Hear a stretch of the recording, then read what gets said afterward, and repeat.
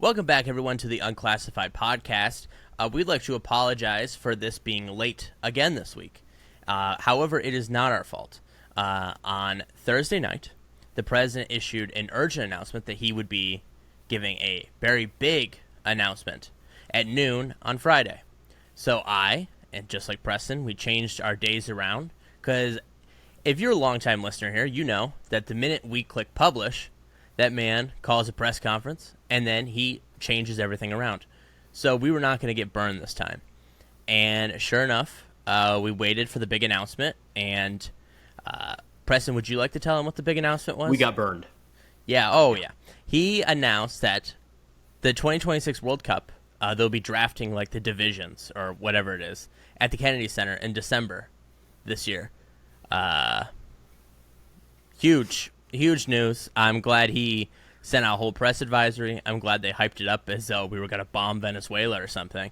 I mean, that was what I was thinking, right? That's the thing. Like, put it in some context here, man, right? Like Ukraine the day prior rolls out this new long-range missile capable of hitting anything in Russia right after Trump says, like, maybe Ukraine should be able to strike inside of Russian territory. We've got the Navy heading down to Venezuela. We're going to talk about the targeting of cartels and leadership with U.S. military strikes. We've got military personnel in cities all across the United States.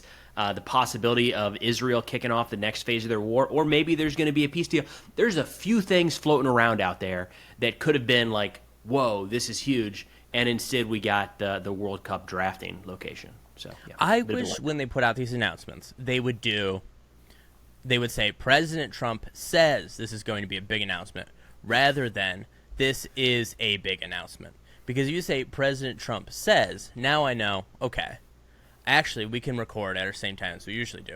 When you say this is a big announcement, who knows what that's going to be? So, egg on our face, and he got us again. He just keeps getting us.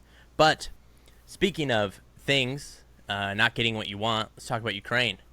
So, Preston, that was pretty good. Transition. Yeah. That was I think it fits. 42 episodes, 41.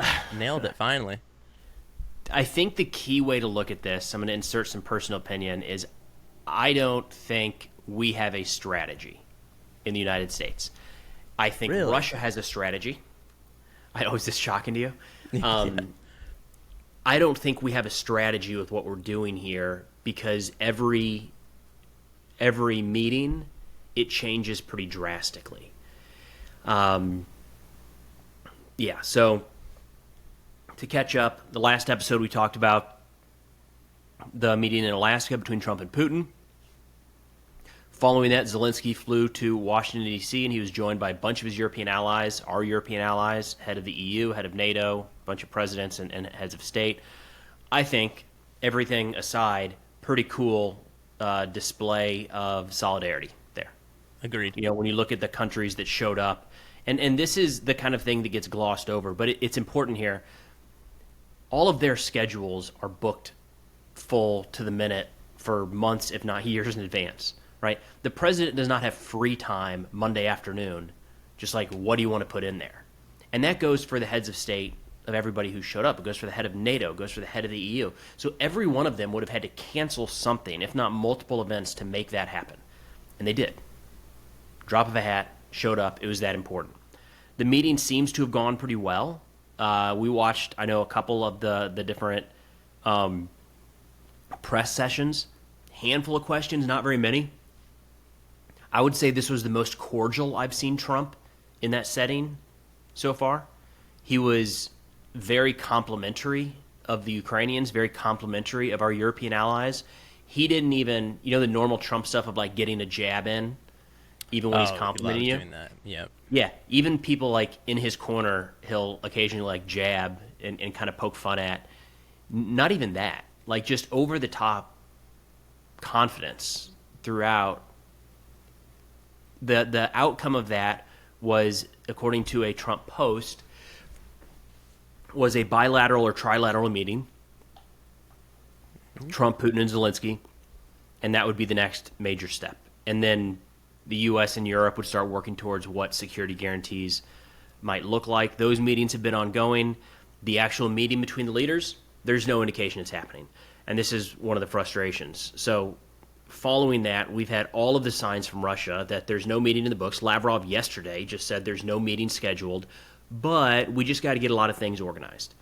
And the reason I said it was important to keep in mind all of the European leaders showing up at the drop of a hat is we now have something to compare this against. Because Russia is saying, well, there's so many different things we have to organize, and guys, we're busy. You can see how serious or unserious certain parties are taking this by their willingness to just drop everything and take the next step. And Russia right now, by all accounts, they're just delaying. And that's why, so President Trump was asked yesterday, now what? And he said, a couple weeks, which is infuriating. We're right back there. And that's why I think, as it sits today, we do not have a strategy. We're kind of playing blind, hoping that something emerges. Like if we keep poking and prodding on the edges, we might see some path through. And we're going up against Russia in this case that has a very clear strategy of how to do this. And it looks to me like Russia is just going to drag this out as long as they can. Absolutely agree. 100% agree. And it seems as though that these peace talks functionally are just wasting our time. Not only is Putin dragging it out, but he's also getting everything he wants out of it, right? He got his photo. He got his visit to U.S. territory. Trump said he's invited to the World Cup. He's getting everything he wants out of it, but yet we're not getting any results. And then we had that weird Truth Social post where Trump was like, attacking Ukraine. You can't win defending your country if you don't attack the people attacking you or something like that, which was like, what's going on there? But until we see actual aid go, I'm not really sure what's happening here. It just seems like a lot of kabuki theater, almost, right? Or just like, it's, you know what it is? When you're growing up, did you ever have that, like, merry-go-round? Like a cabinet with, like, a merry-go-round? No, Matt, like, what do you call it? Like, you have all the food items on, like, the thing and it spins Lazy around. Susan, right? A Lazy Susan. How about that? This is kind of like a geopolitical Lazy Susan. Everything stays in the same spot of it. They're just spinning it around to look at it from different angles. I mean, that's really what's happening, right? I mean, there are Russian commentators saying that they are stalling. Like, yes. Their assessment is that Putin is stalling. And the way that they put it is they say, yeah, because the longer that we kind of drag this out, the more frustrated President Trump becomes, the more annoyed that this is either harder than he thought or he doesn't have the influence that he thought or whatever it might be. The longer we talk about peace but don't actually do anything, it benefits Russia because it doesn't – the new sanctions are not layered on. New tariffs are not layered on. We're at this impasse of not sending additional military aid. It's been a while now since we've sent anything else over. It just and like, to put it bluntly, Russia cares more about Ukraine than the United States does. Completely. Yes. And that's absolutely true when you get to the heads of our government as well. So a delay is a Russian victory in that sense. And that's not even like a pessimistic U.S. take. There are Russian analysts saying, like, yeah, clearly this is what we're doing. Absolutely. I really do not like the idea of a trilateral between the three leaders. I wish it was a quadrilateral. Is that what 4 would be? Yeah. And there'd be Macron in there. I don't know if that's what 4 would be, but yeah, we'll go with that. Yeah. Sounds good. Yeah, quadrilateral. And I would like if Macron was there, or really, yeah, I guess just Macron, because I don't, I think the others are too passive. But it just feels as though every time he gets around Putin or he starts talking about, he at one point paused his meeting with the European leaders to talk to Putin. What the hell? What are we doing here? Now, I want to spend a few minutes getting into some of the details because I think this is important. Yeah. And if we step back and look at this, I would say that we're nowhere closer today than we were a week or two ago, and arguably Russia has gotten more just because everything has been delayed. But when we dig into it a little bit, there have been the possibility that some big things have changed. Steve Witkoff, not a friend of the show, not a friend of the pod. No. The man is over his head. I don't know exactly what to say about that, but at the very least, the things that he brings back after meeting with foreign leaders end up not being an accurate assessment of those meetings. And I don't know how many times we can do that. It's happened with Israel and Gaza. It's happened with Iran. Now it's happening with Russia. Like, I don't know what to do with that. But what that man says does not end up being reality just a day later. So that's tough to deal with.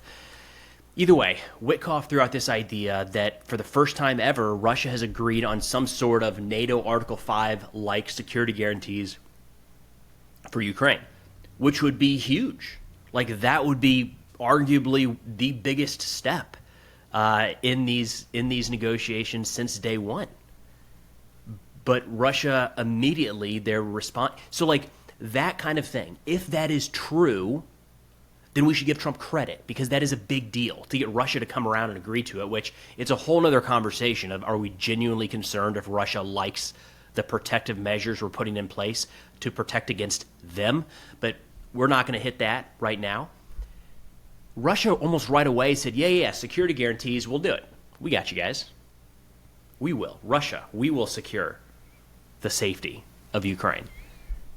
And then they wanted the approval of, like, no matter what we come down on, they have to be the ones to approve whether or not is, like, get out of here. That is ridiculous. Yeah, Ben, go. I got to take a breath. Yes, it does feel like, with the security guarantees and Russia offering it up, it just feels like they're trying to create a Budapest Memorandum 2, if that makes sense. So they want China in there, and, I mean, who knows, these security guarantees are going to be binding. But it feels like they're just kind of trying to create a second one, right? Remember in Budapest? Worked well for them the first time, yeah. Yeah, I mean, Russia, and who else is it? It's just Russia, the U.S., UK. Is it China? I think China, yeah, that they'll pledge to defend Ukraine. That didn't go too well, did it? Yeah, so we've got this mix where, of course, everything ends up having a partisan slant in a way, and some folks are looking at those possible accomplishments and saying we need to celebrate this. This is a step in the right direction. My concern is the minute we put those to a little bit of scrutiny, they fall apart, and I'm not very confident that what we're getting from Russia is going to be better than the things they're saying right now. Another big one here is the meetings just kind of falling through. Again, it sounded like that was on the table, and now there's all sorts of, wait a minute, we just got a lot to work through, while you have Zelensky and the European leaders saying, how about yesterday? Like, let's do this thing, let's meet. If you were dealing with two people, and one was constantly putting up roadblocks, and one was saying, you tell me time and place, I'll be there, it's not hard to figure out, like, which one of those two actually want to see this thing through to completion. The last one here, though, is the possibility that Russia may have just opened up some concessions on their side. Possibility. Again, this was reported in Reuters, but according to their reports, Russia is open to freezing the line of contact in Zaporizhia and Kherson in exchange for Ukraine withdrawing from Donetsk and Luhansk, but mostly Donetsk. That would be a Russian concession, because that would be, for the first time in this war, Putin saying that territory in Kherson and Zaporozhye that we say is now part of the Russian Federation, we are open to Ukraine keeping a part of that, the part that they currently possess. It's not enough. That would be a concession. It would What's be. that? It's not. It would be a concession, but it's not enough. Right. Different conversations to be had there. Is it viable? Yeah. Is it realistic? All these other things. But if that reporting is accurate, it shows Putin walking back for the first time ever in some of his more maximalist aims. So again, if that reporting proves correct, there is some credit owed to the Trump team to get there. I don't know if that's actually going to be genuine or not. Mm-hmm. So there are a lot of details there where things are possibly moving. My concern is we haven't seen any concrete progress. So that little thing floated in Reuters, it can just as quickly be shot down. There's nothing to it. The meeting in person, the scheduling of the meeting, actually doing that would be the concrete step I think we need to see. I fully agree, and I wonder where this is going. I mean, we saw that Rubio statement that him and is it the Ukrainian foreign minister or someone from Ukraine that are working out security guarantees that we'll know more about next week. I mean, what are these going to look like, right? And then they rule out the part that I don't get. So they say no NATO for Ukraine. No NATO. But they're still going to have a U.S. security guarantee, and also maybe France and Germany and the U.K. Is Russia scared of Poland? What is Estonia, Latvia? I don't understand what the objection to NATO, them being in NATO, if they're just going to get the main power players in NATO, giving them a security guarantee anyways. Unless the security guarantee isn't really going to be a guarantee. Yeah. Optimistic and pessimistic view here. The pessimistic view is that we can just say whatever we want because we're not going to abide by it. That's the pessimistic side. Call it what you want. The optimistic side is, I wonder if there's an opening for Putin to go back to the Russian people and say, look, we got confirmation that Ukraine will not be a member of NATO going forward. We did it, guys. Good job. Mission accomplished. Meanwhile, Ukraine has some sort of security guarantee that looks an awful lot like Article 5. It's one of those little negotiated details, and maybe Putin gets his talking point. We stop NATO expansion, and they kind of gloss over the fact that Ukraine is a de facto member of a NATO-type security guarantee. That's the optimistic view that I'm taking right now. I mean, one can hope. I just don't really see... What's interesting is that I feel like the quickest way to bring peace here is for President Trump in the United States to go back to giving more arms to Ukraine. Right? I feel like that is to prove that you are serious. But instead we're in the situation where all it takes is Vladimir to call up Donald on the phone, and now all of a sudden all sanctions and everything are delayed. Just send it and say, I'll see you at the trilateral. Right? And then that is something you can give up in exchange for this war coming to an end. Yeah, there's more and more pressure that we need to hit them with more sanctions, add more maybe third-party tariffs, kind of like you did with India, but maybe China, where it would actually mean a lot more. Senator Tom Tillis yesterday had a long interview where he was talking about this. He said the sanctions bill that's in the Senate right now has 87 co-sponsors, Ben. What gets 87 co-sponsors? I bet a pay raise for the Senate wouldn't even get 87 co-sponsors. So, like, everybody's on board with this, and it's just sitting there. And that is one of the mechanisms to layer pressure on Russia to get them to the table. We haven't done that. We have stripped away, really, our means of pressuring Russia via Ukraine, as in more arms shipments. And we have also really dialed back the possibility of adding more pressure to Russia via new sanctions.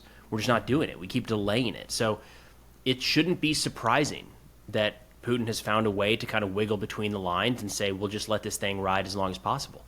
He's getting everything he needs right now. That's true. I am surprised they have not brought that Senate bill to the floor yet. I know they're on recess. Why haven't they? Tell me, give me the what's the rationale for something like that?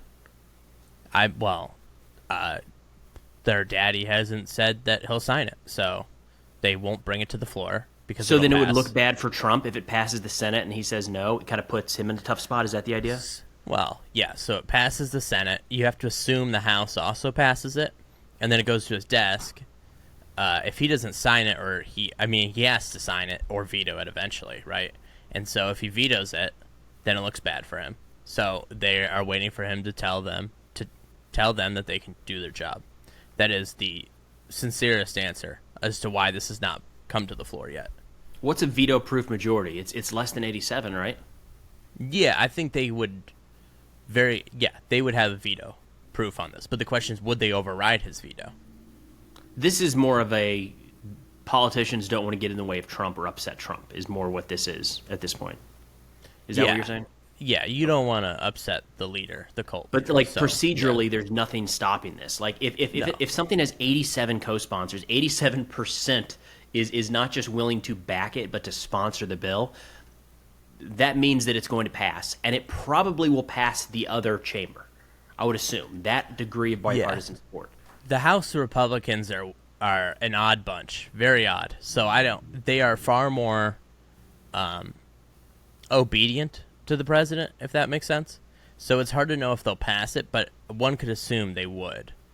This kind of stuff has passed before, so I don't see why it wouldn't this time. But, I mean, we wait to see, right? If they just pass it when they come back in September, that would be great. But it seems like that I don't think that's on a priority for them. I get the feeling, in talking with some friends abroad, some in Ukraine and some elsewhere, the general vibe is that Trump is just losing interest. And I think I can... Well, he doesn't need it. This is so far down the list of his priorities. Yeah. I think. Well, he doesn't need it. He already solved 8-10 wars, so he doesn't need it for the Nobel Peace Prize. I heard an assessment recently, I can't remember who it was from, and I believe it, where they said that they genuinely believe Trump wants to stop the killing. That, like, whatever you believe his ideologies and beliefs around this conflict, that is something that when he says that, when he talks about the number of people killed each day, each week, each month, that he genuinely wants that to go to zero. It's harder than he thought. So I'm also a little concerned that he maybe doesn't care exactly how he gets there. Mm-hmm. But, yeah, this is not a top 5, 10. And just this past week, we heard Rubio a couple times last weekend on the morning shows mention just that. He said, we have other things we could be focused on. That's true. When that starts coming up in the conversation about this, it's setting the stage for we tried our best, we're going to move on. And Rubio has floated that in the past. Yes.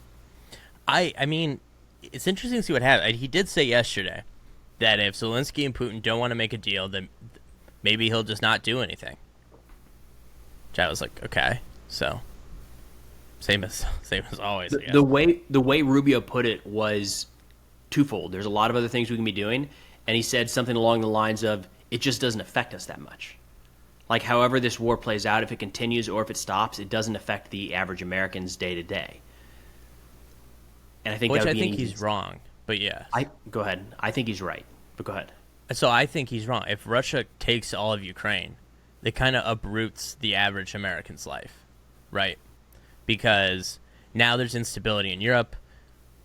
The world economy is shaken. I think I would also go one step further to say it makes us more likely to have to engage in a NATO war, in a NATO Article 5 war.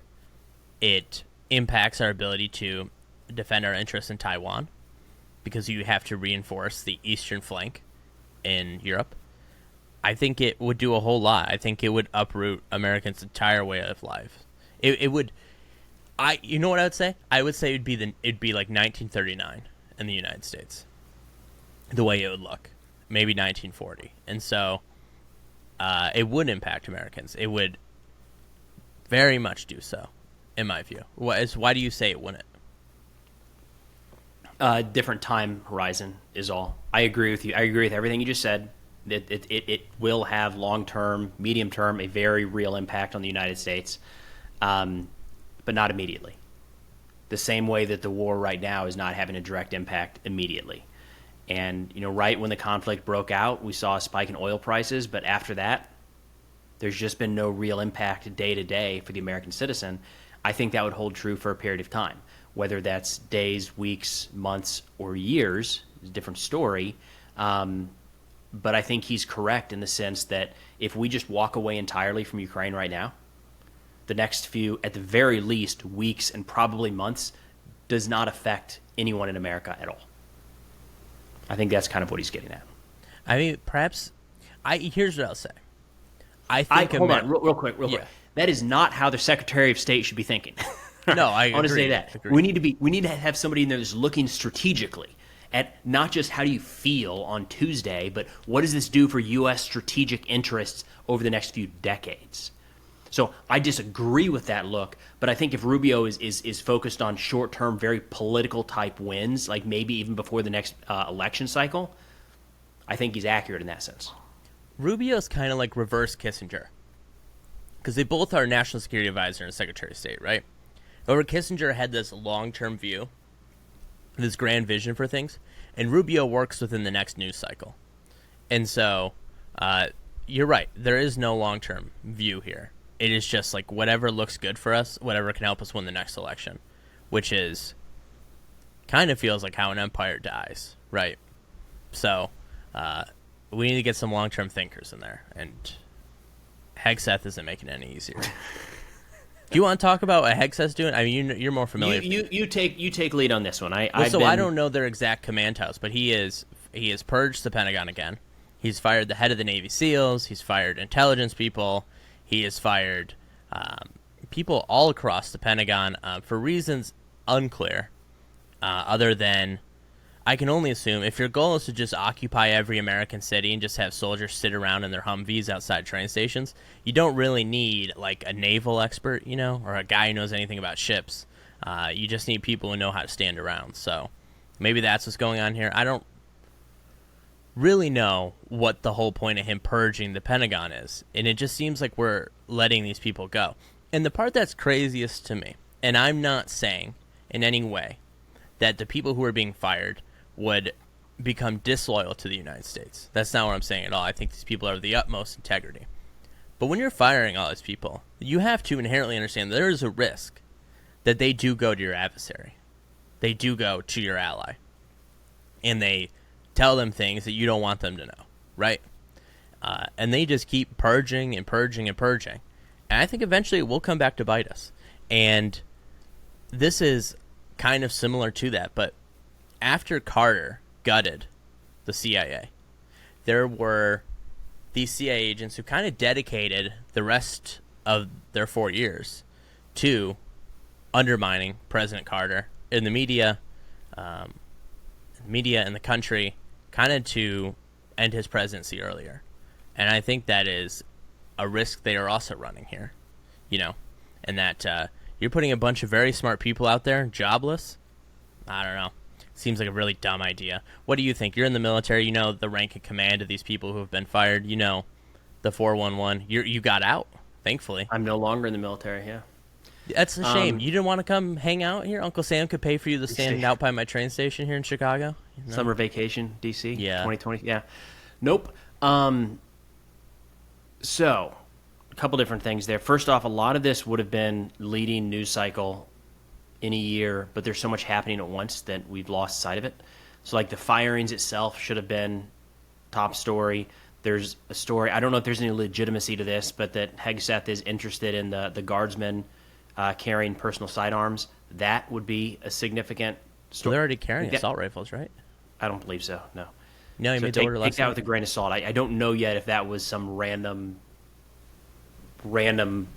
thought or if there's actually some legitimacy to it, but either way, that's the kind of thing that should be discussed, right? Like, that would be a big story to discuss if it even is the conversation.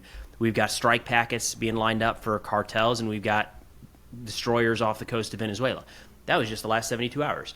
Every one of those things should be a leading news cycle in itself, but we can't. We're overwhelmed.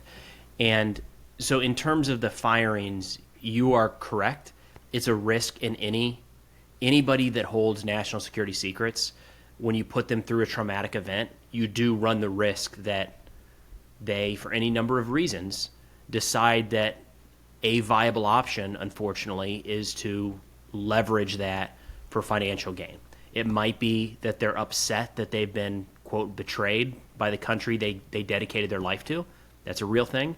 And I understand the counterpoint here of, if somebody's willing to do that, then they shouldn't have access to this stuff in the first place. This is the psychology of this is so hard to unpack, right? Like, if you give a top secret clearance to a 25-year-old analyst and he's just fresh out of high school, AIT, some initial training, and now he's doing this stuff, maybe there's not a lot you can go off of there. And the dude decides to go rogue, he just goes rogue, and like, you couldn't have picked it up because he wanted a new motorcycle. But when you've got a 59-year-old intel analyst that has dedicated their entire life to the Defense Intelligence Agency or the CIA or the NSA or something like that, and they have foregone higher compensation on the civilian side. They've sacrificed, maybe they're on their second or third marriage, right? They don't get to see their kids because the hours aren't good. They're sitting in that DC traffic day in and day out while they watch their friends go off to corporate America and get, plush six-figure security jobs, and then they're fired after they think they've done everything right. Getting in the psychology of that is hard to understand. And unfortunately, some percentage will do something that could be damaging to the United States. Hopefully, anytime somebody like that is laid off, there's pretty significant oversight of their activities for a period of time to make sure that doesn't happen. I don't know. But yeah, something that Secretary Hegseth has come back to regularly in this regard is when he is pushed on it, because we don't really have any good answers as to why these people have been fired. And he regularly says they serve at the discretion of the president, which is true. It's 100% true, and that is accurate. You can say that. I don't think that's helpful. And I know I'm, what a shock that that's not helpful. I wish that they would give some reason, because it just opens the doors for this assumption that it's political, or they're purging it for some particular policy reason or whatever it might be.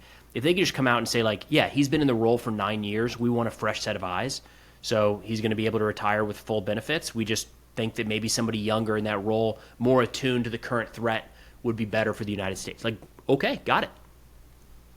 There's not like a checklist that it has to meet. It's not like they're not firing them for, or I don't know, maybe they are in some cases, firing for cause, in which they probably have to say the reason they're doing some of that. But to replace a lot of these folks, you can just do it. I don't know. I don't like it. I don't like the quick, rapid moves. And a lot of these positions are not being backfilled. There's a lot of vacancies at the highest level of the Pentagon right now. I wonder why he fired the Navy SEALs chief.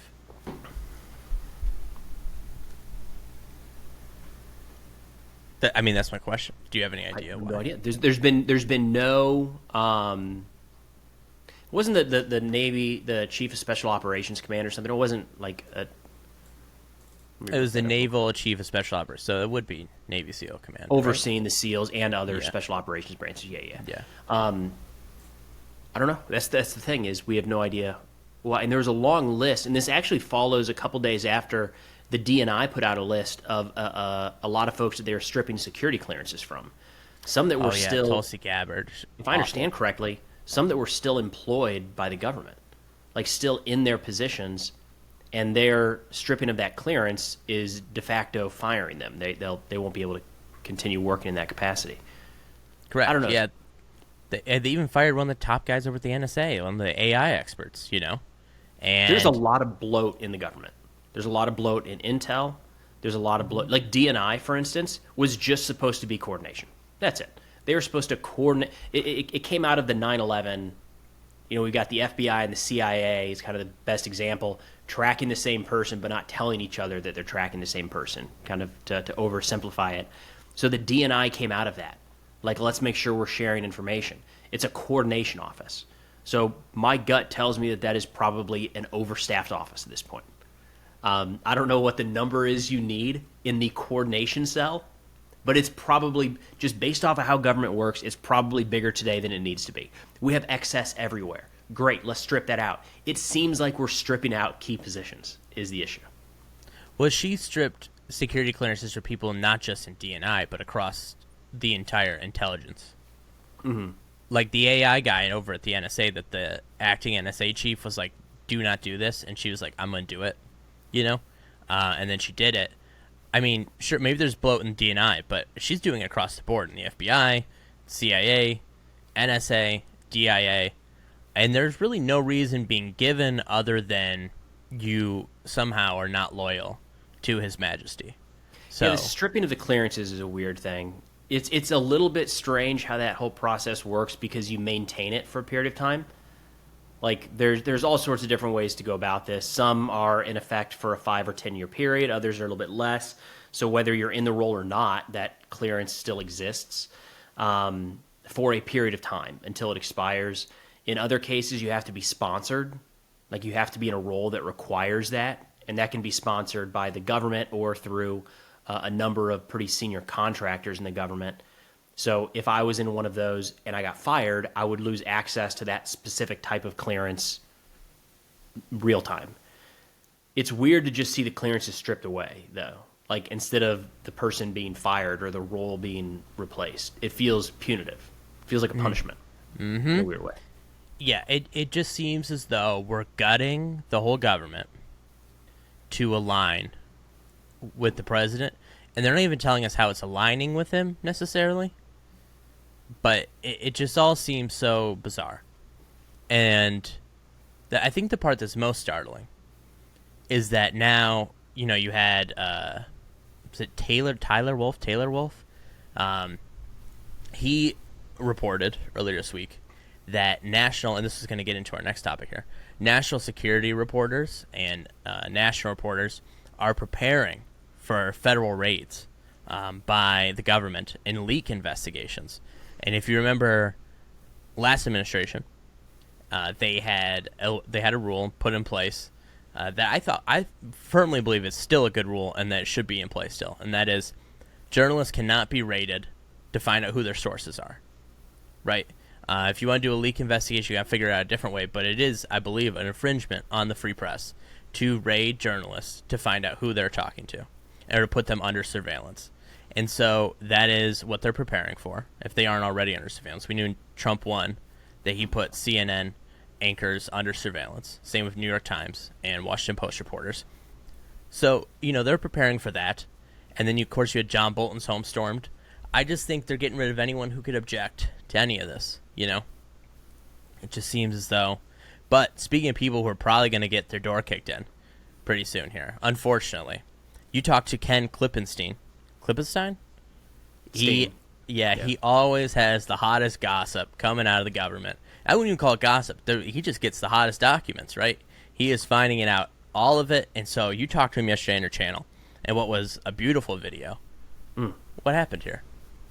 Yeah, so Ken broke a story a few days ago that the DOD was putting together target packets for cartel leadership and infrastructure in Mexico. And I was getting ready to do a video on that and thought there's enough nuance here that this would be better to just see if we can get Ken. So sent him a note, and he was very gracious with his time and came over to talk about it for a bit. So it's on his Substack. Ken's an independent journalist focused on national security issues primarily. And, this was a leak. This was through a couple of his sources at the Pentagon that he trusts, and then he went a couple different means that he talks about in the video of verifying kind of side components of this to see, does it actually line up? And it did enough for him to start reaching out to DOD accounts, and they essentially verified it. DOD usually saying things like, we can never confirm nor deny or an ongoing operation. They said, we absolutely will take part in any of the president's actions in eliminating the drug cartels. It was like, oh, all right. So anyways, the big issue here is not that there is some sort of plan to go after cartels, because it would be surprising if we didn't have that.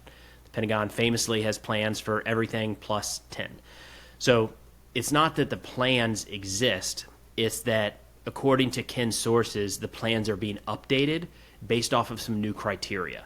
The new criteria is increase in ISR flights, not just over U.S. territory, but also over Mexican territory. He suggested that those are coordinated, so there's some degree of Mexico knows about those. It's not a violation of their airspace per se, but a significant increase in CIA and DOD assets overhead, and putting together strike packets, likely to be done via drones, maybe aircraft, but likely drones, to decapitate cartel leadership and destroy some of their key production facilities. The idea, according to Ken's sources, was that those would be ready to execute, if so desired, by mid-September. So it's pretty quick coming up here. And the reason Ken, kind of reading into this, said that he believes that these guys shared this information was, and it didn't get into details of the who or the where or anything like that. So on the one hand, it's a leak. On the other hand, the cartels should not be taking anything from that. They were in our crosshairs. They still are. We're just planning a little bit more. There's nothing, Ken's view was that these guys were a little bit frustrated. He said he thinks a lot of them believe this to be a good option and the option that we should pursue, but they were frustrated that it was kind of happening in secret and felt that this was something that deserved more public discourse rather than you wake up Monday morning and there's a factory burning outside Mexico City because a U.S. Reaper carried out a Hellfire strike. So that's essentially where that sits right now. I think it's interesting that this is even something we would consider. For all the complaining about people coming in across the border from Mexico, and Mexico is stable to an extent, but not that stable, why would we willingly destabilize it and create more of a flow of, asylum seekers or undocumented people into the United States. Given all the complaining and the moaning that goes on with that, why would we do something to facilitate more of that? Do you see what I'm saying here? It just seems very short-sighted to me. View it entirely through a political lens, though. That's and true. Through an entirely political lens, first off, we've got a lot of assets down at the border now, pretty locked down from all of the stats coming out. Very few undocumented crossings, if any. Of course, I think it's probably impossible to track the stuff that you don't know. But either way, it sounds like the people being captured coming across is significantly down. So we know that there's a significant presence on the southern border. I'm not sure the U.S. would be accepting any asylum claims if that asylum is caused by, or that need is caused by us. But if you look at it from a political perspective here, think back to the bin Laden raid. We flew special operations troops into Pakistan, landed in a courtyard, killed a bunch of people, including bin Laden, and got out of there. There's a whole story there about whether Pakistan knew or not, and we still went into their airspace and the risks involved in putting our troops on foreign territory to a friendly nation to kill somebody that's bad. All of that was overshadowed by the fact that we got bin Laden. And still today, that is kind of the cherry on top for a lot of the Obama administration. That was a big, big move during the global war on terror, if not the biggest operation. I think you can look at it similarly with cartel leadership. We can say, if I were President Trump and we decided to carry out this attack, I would say, hey, look, every other president has sat by and watched this happen. We've watched the flow of fentanyl come across the border. We've watched violence creep up on our borders. Nobody did anything. I did it. We killed him. And I think that would overshadow any pushback that might be out there. But so we're just expecting to do SEAL team raids on every cartel leader? Drone strikes. Because they're doing drone strikes. My money would be on drone strikes. Yeah, hold on. We should reset here. There is no indication that they are moving forward with this plan. Right. It is the job of the Pentagon to put these plans together. So, this does not mean 51% it's going to happen versus 49% or anything like that. Yeah. It's simply that it's in the consideration, is all. And if they were to move forward with it, I would assume some sort of standoff munition, drone strikes or manned aircraft rather than boots on the ground. Yeah, it'll be interesting to see what happens if they do it. It'll also be interesting to see what's going on in Venezuela, because we have the 3 destroyers now off the coast there. I wonder what they're going to do there, if they're just there to be there. I'm not quite sure. But it definitely feels like we're in... feels like we're in 1880 right now, just hanging out around South America, seeing what's going on here, for whatever reason. So I guess return to the past there. Do you think with these raids that Mexico will authorize them, or that they will be, I guess I shouldn't say raid, but these strikes, Mexico will authorize them, or they'll be accompanied by Mexican special forces, it'll be a joint operation, or do you suspect this will be a unilateral action? I think time will tell. Something that Ken got into yesterday was how we should probably keep in mind the trade negotiations with Mexico and how that plays out, and not view these as entirely separate. Not that one hinges on the other, but that is a pretty significant ongoing event between the U.S. and Mexico. This could be used to add pressure or remove pressure or add incentive or whatever it might be. So we'll see. Hard-pressed right now, Sheinbaum has been pretty adamant that there will be no invasion of Mexico. There will be no U.S. boots on the ground. We do have intelligence and law enforcement throughout Mexico. So she's being very specific when talking about military forces. She could keep that promise with... we've seen this with other governments as well, where, it's the United States that gathers the intel, identifies the target, puts the aircraft overhead, pushes the launch button, but somewhere in the command center, there's maybe just a phone call made to a government official, and they say, yes, we would love for you to carry out that strike. And then we say, well, it's a partnered operation. Or at the request of the Somali government, we did this when, maybe not, like loosely at their request, right? They requested it based off of our ISR, our target packets, and our aircraft overhead, and we just happened to pull the trigger. So maybe something like that, but we are getting a little too far into the what if, I think, at this point. Well, on the topic of War of Mexico, I was reading Grant's biography this week, and it's a tome, so I still have a lot to go. But did you know that he, not a fan of the Mexican-American War? He said that he thought he said that he thought it was America's greatest sin, that it was just such a bullshit war. And I guess Abraham Lincoln shared the same view, and I was like, really? I had no idea that there was so much. And now the biographer did say, it's important to note that Grant did say this after the fact, that he was not a fan of it, and that he did actively participate in the invasion. And I was like, fair enough. But I just thought that was interesting, that he was opposed. I was like, U.S. Grant never misses. Never misses, does he? Now. Well, real quick on the cartel thing, and this is something Ken and I were talking about, is, you know, there's a lot of things. This could also be used to offset what could be perceived as failures or weakness abroad. So when we're watching all of this play out between Russia and Ukraine, I think there's a very valid statement that we are appearing weak right now. We're overly concerned with what Russia might do, and they're not at all concerned about what we might do, or at least they're not showing it publicly. They seem to have stronger cards, stronger willpower in this fight, certainly, than we do. And if we walk away from this, there is going to be a perception of American weakness. It will be compared, in a sense, to the U.S. withdrawal from Afghanistan in some way, shape, or form, whether that's immediate or long-term. I don't think it's out of bounds to suggest that Trump might try to do something to kind of shore up that strength.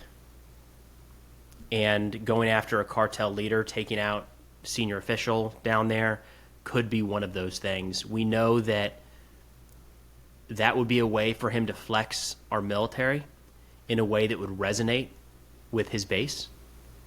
You know, foreign policy is never a top issue for the American voter.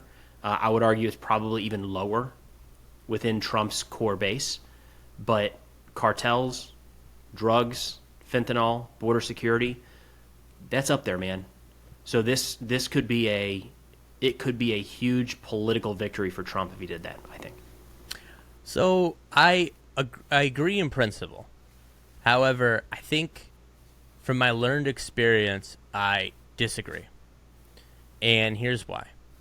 Because I remember, I think it's like 4 years ago today this was going on. We were withdrawing from Afghanistan. And prior to the withdrawal, it was like 80% of Americans want to leave, right? The minute we withdraw, and all of a sudden everyone thinks it's a grave error, and it was horrible, and we should never have withdrawn, right? And then Biden's approvals, Biden's approvals never recover. Like, that's just the beginning of the end. There is August 2021. I'm of the viewpoint that most polls show we should support Ukraine, right? So it's not even like that. But if we withdraw from the situation, and Russia takes all of Ukraine, that's, you know, he's already at 37%. How much further can it fall, right? So it's like, he's at 37%. He's at 37 to 38%. I believe a recent Fox one had him at 40. So that's how you know it's grim. Yowza. But yeah, so Pew and Gallup both have him at 37. Pew has him at 37. Gallup has him at 38. So, are Pew and Gallup fake news, disgraced polls, or are they? It's complicated. When earlier this year, when they had him at 51%, they were good, reliable pollsters, and now that they have become libs and are now showing at 37%, now they go. Did they go woke? Yeah, okay. They went woke. Now when Must you go woke, a Cracker Barrel. Yeah. Dude, okay. Can you explain to me? It was a little switch of roles here. What happened here? Why are people mad at Cracker Barrel? Who cares if they changed their logo? I think I'm going later today. I promised Etta that we'd do she and Dad go out for dinner and we'd go to a playground or something like that. And she loves Cracker Barrel. Yeah. Megan's busy tonight, so it's going to be a Dad and Etta night. And she wants to go to Cracker Barrel because of the toys. Like, that's the only reason she wants to go there. I don't think I've ever been. Yeah, right when you walk in, they've got what they call the country store, and it's just a bunch of like stuff, junk, and she loves that. She's not going to get anything there, but it doesn't matter. She's like, maybe if we're there, possibility. So she wants to go to Cracker Barrel tonight. I'll loop back and let you know if it's gone off the deep end or something. But it looks pretty normal to me. Well, that's good. Yeah, people were upset that they removed the guy from the logo, and I didn't quite understand. But I also thought if Cracker Barrel has so many passionate customers, their sales wouldn't have declined for 5 years now. I saw there was a elected official out of Florida who wrote, "I gave my life to Christ in the parking lot of a Cracker Barrel." And What is that? I don't even know what that means. His name's Byron Donalds. I'm sure you've heard of him, but I don't even know what that means. Anyways, for our third topic today, would you like to touch briefly on in many ways, you're the oracle of our times. You saw it back in December and January. You ever seen That's So Raven? I think you were deployed in Afghanistan while I was watching this in second grade here. Okay, so That's So Raven. Okay. I didn't mean to age you here. I just started laughing because I was like, oh yeah, no, you were off in a faraway land while I was over here drinking Capri Suns. So That's So Raven was a show where Raven Simone was like a teenager and she could see into the future. Okay, she had visions, right? And so like all of a sudden something happened and then she would see it, she'd go like, and then she would like try to avoid that thing from happening, right? Okay. Anyways, there was also an offshoot thing called Corey in the House where suddenly Corey Baxter, because her name was Raven Baxter, Corey Baxter and his dad moved to the White House and were like the cooks for the president. It was not good, but That's So Raven was great. Anyways, so you were smart to get out of the Guard. You were like, I'm out of here. Now that you see what's going on here, are you like I got to buy lottery tickets, or was it that obvious from the start? I mean, what are your thoughts here? I mean, right now they're deploying Washington D.C. military occupation, Los Angeles military occupation. Now they've deployed 1,700 National Guard troops to 19 states across the country. He says Chicago's coming up next, then New York City. Obviously, attempt here at creating some kind of coup, some kind of dictatorship across the traditional order here. But what are your thoughts on all this? I mean, you saw it coming. I did, yeah. Clearly, I had a vision. You and I talked about it shortly thereafter, and definitely didn't have to do with anything else, like just not having enough time week to week or not wanting to go to AT, and none of that played in. It was this vision specifically. I was in the reserve this last year, so technically the reservists still aren't getting called up. It's at the state level, which does add some complications here because they're going to be operating in a way where they could technically have arrest authority by the governor. It's kind of a little weird loophole operating Title 32 versus Title 10. It's not automatic, but it would at the very least make things a little more complicated than like what we saw out in California, because these troops would be operating under the command and control of their state governor. A random side here, I think the Guard and the Reserve are really good at this. There no doubt are going to be people. The numbers that they're deploying means it's going to be volunteer basis. They'll be able to say who wants to go. We should know that going in. Maybe some exceptions, but by and large, when you're talking about it was 50 for the state of Tennessee, you essentially get to say who wants to go. And there are people, I had people in my units where when I was a commander down in Texas, we had guys that would get laid off from work, and they would call us and say, is there anything I can do? And we'd be able to put them on temporary orders to help out with something for 30, 60, 90 days. And they'd have health insurance, life insurance, pay day in and day out. It's a nice stopgap. They didn't just sit around doing nothing, but we always needed more people day to day. And it's kind of a cool deal in the Guard to help look out for the men and women in uniform there. So some of these people that are raising their hands might be between jobs. Might be giving them an opportunity to pay some bills and jumping at this. So we'll see. Very small numbers, it looks like right now. I mean, you say 1,100 across 19 states or something. That's 1,700, yeah. 50 per state? I think it's more so cover for what's coming for Chicago and New York, which is exactly what happened in L.A. and DC. But what happened but hold on. But nothing really happened in L.A. It was a show of force, but that was kind of it. Right, they stood outside federal buildings. It'll be interesting to see what happens in Chicago because D.C. is all federal land, right? So they can kind of do whatever they want. It'll be interesting to see what happens in Chicago. I perceive it will be a showdown. I perceive it'll be because here's how I describe it. LA is just a bunch of roads, right?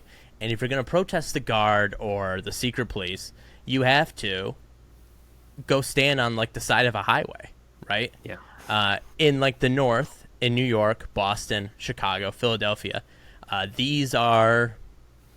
it's many more narrow corridors. Everything's much more connected. It's easier to get away. It's harder to control crowds. I think it's going to be a fight if that goes that way. Not, I shouldn't say fight as in like guns. That's not what I'm saying yet. But what I am saying is like it will be a fight dealing with protesters. It will be a fight dealing with whatever they're going to be welcomed with.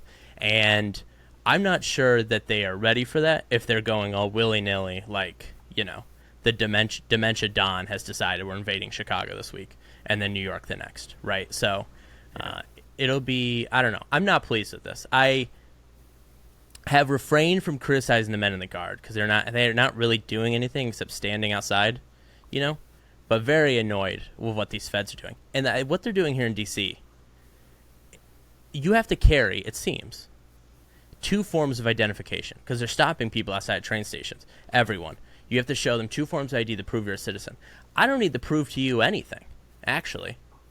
It is my right. I don't have to prove you a goddamn thing. If I'm driving a car, I do. When I'm walking around, it's none of your business, right? So it'll be interesting to see how they try to employ those tactics in Chicago and New York. I assume they will come for Philly. They will come for Boston. They will come for Baltimore. It'll be interesting to see how they are greeted. I imagine not with open arms. But I imagine, the guard stays unarmed, which last night they were given orders to carry guns. I can't imagine anything happening to them, but it is, the people wearing masks that are abducting random people. So we'll see what happens there. I'm not pleased with it. Go ahead. I feel like I maybe sounded like I softened my tone on this a minute ago.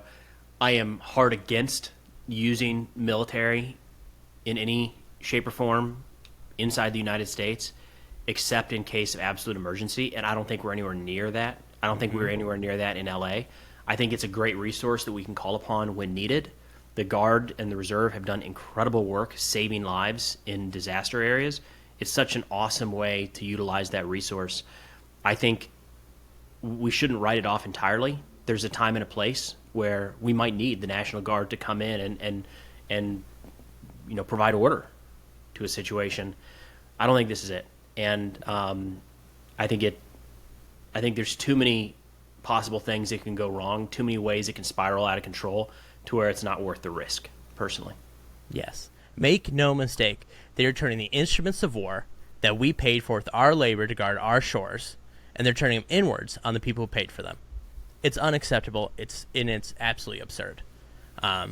So get it sorted. Hopefully, hopefully the Republicans in Congress and the GOP House, they got spine replacement surgery while they were gone on recess here in August, and hopefully they put an end to the occupation of America.